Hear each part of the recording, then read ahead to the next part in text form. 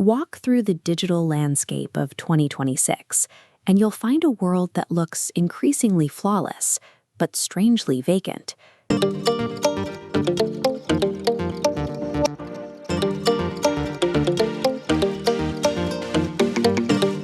We are surrounded by synthetic faces and polished environments that possess a high-definition shine, yet they all seem to be clones of the same statistical average. This is the result of a westernized mid-Atlantic aesthetic that has become the default for every digital feed. In the pursuit of what is most likable or shareable, the sharp edges of regional uniqueness and local quirk have been sanded down into a smooth global standard. For creators, the pressure is psychological. We're seeing the rise of prompt paralysis, where the act of creation shifts from finding a unique voice to simply managing a predictive model. It's easier to let the machine guess what you want than to struggle with the friction of an original idea. We aren't just using these tools, we are being shaped by them.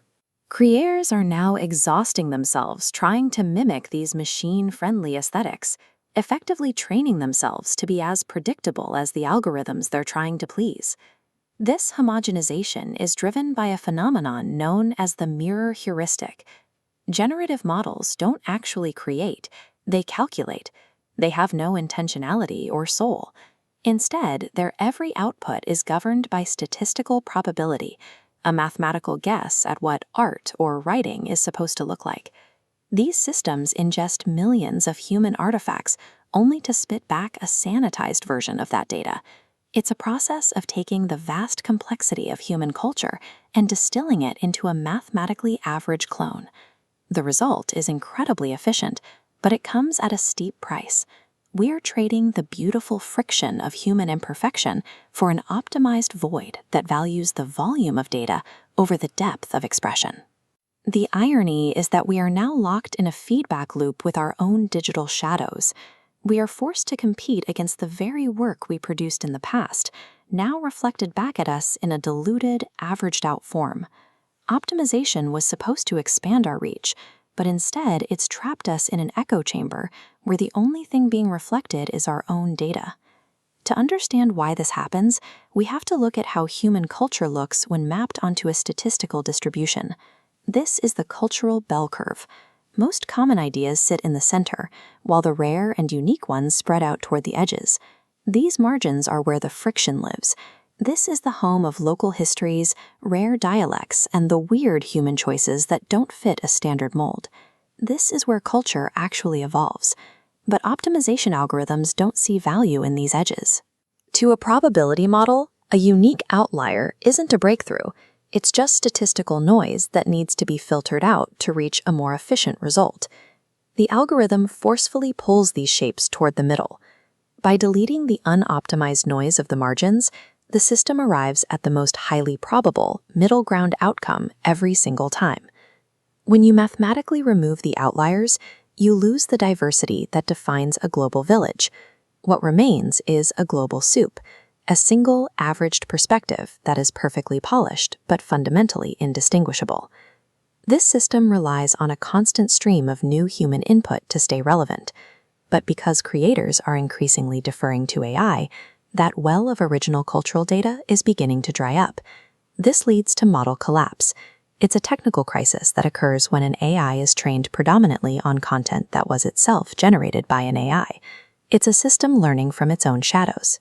Without new, messy human data to ground it, the algorithm begins to cannibalize its own outputs.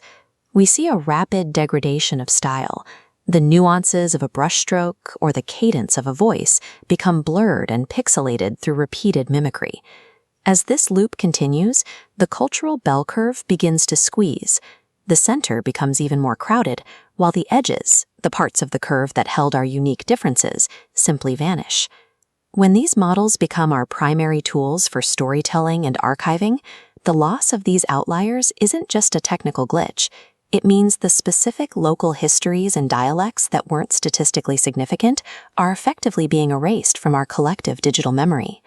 We are left with a mirror that only reflects other mirrors, producing an optimized void that lacks any trace of human soul.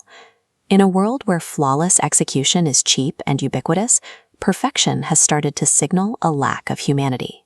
If it's too polished, we instinctively know a machine made it. This has led to the proposal of a friction manifesto, a call for creators to reclaim their agency by being intentionally unoptimized. It is a refusal to be a part of the statistical average. We are seeing the emergence of subcultures that prioritize the analog and the offline. These are spaces where the algorithm cannot reach, and where expression isn't mediated by a probability model. These creators are reintroducing human error as a badge of authenticity. They are leaning into the chaotic, the irregular, and the technically limited, not because it's efficient, but because it's impossible for a machine to predict. Survival in the age of the mirror heuristic means refusing to be statistically probable. It means being the outlier that the algorithm wants to filter out. To keep our cultural identity from becoming the sanitized feedback loop, we have to embrace the uncomfortable friction of being human. We must create work that doesn't just reflect the world, but adds something to it that no model could have guessed.